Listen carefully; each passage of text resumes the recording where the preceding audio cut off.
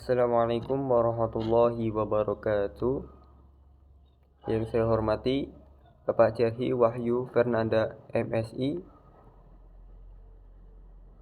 Innal hamdalillah nahmaduhu wa nasta'inuhu wa nastaghfiruh wa na'udzu billahi min shururi anfusina wa min sayyiati a'malina. May yahdihillahu fala mudilla lahu wa may yudlil fala hadiya lahu.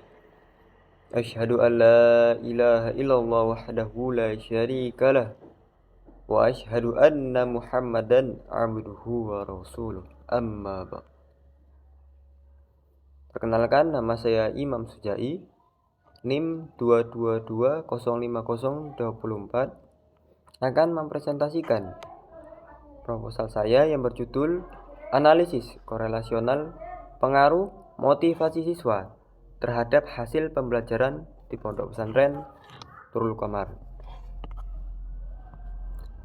Latar belakang, pendidikan di Pondok Pesantren Nurul Qamar fokus pada pembentukan karakter dan pemahaman hukum Islam.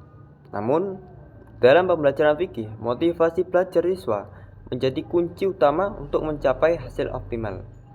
Oleh karena itu, penting untuk mengetahui hubungan antara motivasi siswa dan hasil pembelajaran fikih guna mengidentifikasi strategi pembelajaran yang efektif. Untuk rumusan masalahnya ada dua. Yang pertama, bagaimana hubungan antara motivasi siswa dan hasil pembelajaran fikih. Yang kedua, strategi apa yang efektif untuk meningkatkan motivasi siswa dalam belajar fikih di Pondok Pesantren Nurul Qamar. Tujuan penelitian, menganalisis hubungan antara motivasi siswa dengan hasil pembelajaran fikih. Yang kedua, mengembangkan strategi untuk meningkatkan motivasi siswa dalam belajar fikih di Pondok Pesantren Nurul Qamar. Dan selanjutnya, landasan teori. Yang pertama, menurut Hani Handoko, motivasi adalah keadaan internal seseorang yang mendorong keinginan individu untuk melakukan aktivitas tertentu dengan tujuan mencapai tujuan tertentu. Selanjutnya, menurut Sukmadinata, mendefinisikan hasil pembelajaran sebagai perubahan yang terjadi pada perilaku dan kemampuan siswa sebagai akibat dari proses pembelajaran.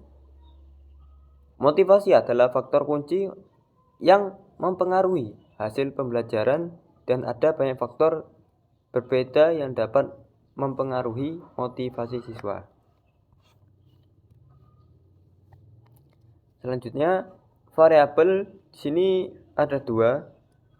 Untuk variabel independen atau variabel bebas, yaitu motivasi siswa, sedangkan variabel dependen atau terikat hasil pembelajaran fikih siswa.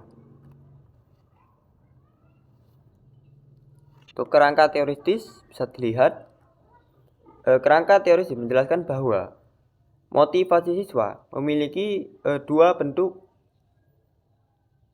yaitu motivasi positif dan motivasi negatif, yang masing-masing dapat berpengaruh terhadap hasil belajar. Motivasi positif mendorong siswa untuk aktif bersemangat dalam pembelajaran, sementara motivasi negatif dapat menghambat proses belajar dan berdampak negatif pada hasil pembelajaran atau hasil akhir.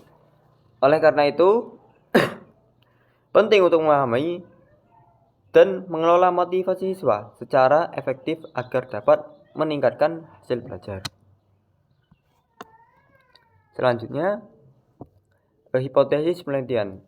HO tidak terdapat hubungan antara motivasi belajar siswa dengan hasil pembelajaran fikih di Pondok Pesantren Nurul Qamar.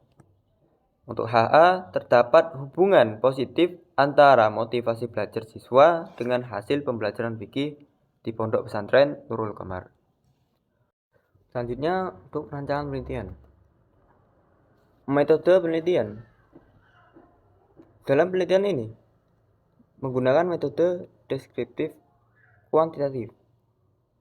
Untuk jenisnya adalah non-eksperimen yang datanya tidak dimanipulasi oleh peneliti. Untuk ancaman penelitiannya bersifat korelasional yang bertujuan untuk mengetahui pengaruh dari dua variabel. Ini adalah data populasi dan sampel.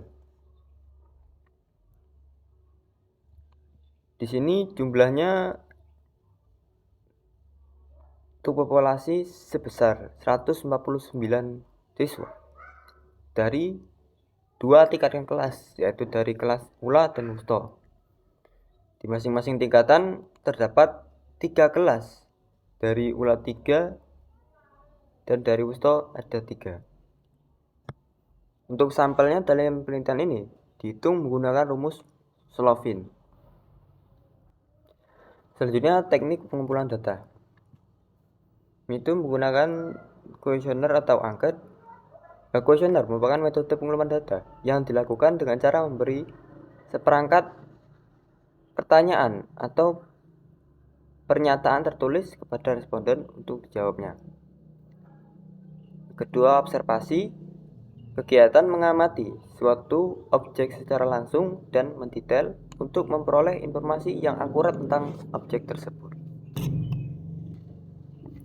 Untuk instrumen penelitian, pada penelitian ini pengukurannya menggunakan skala Likert. Skala Likert digunakan untuk mengukur sikap, pendapat, dan persepsi seseorang atau sekelompok orang tentang fenomena sosial. Bisa dilihat di bawah ini ada indikator dari dan variabelnya.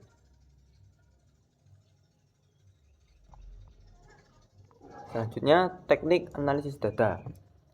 Yang pertama, uji normalitas. Uji normalitas dalam penelitian kuantitatif adalah metode statistik yang digunakan untuk menentukan apakah data sampel mengikuti berdistribusi normal. Yang kedua, uji linearitas.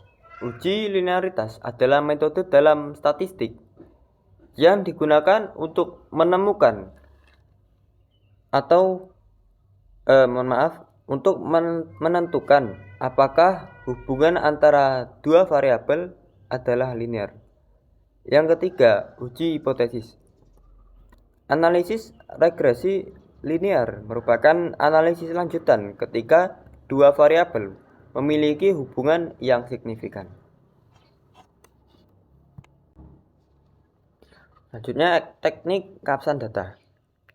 Validitas kuantitatif mengacu pada sejauh mana instrumen pengukuran mengukur apa yang seharusnya diukur secara kuantitatif. Ini berarti sejauh mana suatu instrumen pengukuran benar-benar mengukur apa yang dimaksud untuk diukur dan seberapa baik itu dilakukan. Untuk uji reliabilitas digunakan untuk mengukur kestabilan dan konsistensi responden dalam menjawab pertanyaan dalam kuesioner. Reliabilitas berkenaan dengan derajat konsistensi dan stabilitas data atau temuan. Oke, sekian. Itulah presentasi dari saya. Kurang lebihnya juga mohon maaf dan terima kasih atas perhatiannya. Saya akhiri, wallahu wafiq ila aqwamit thoriq. Assalamualaikum warahmatullahi wabarakatuh.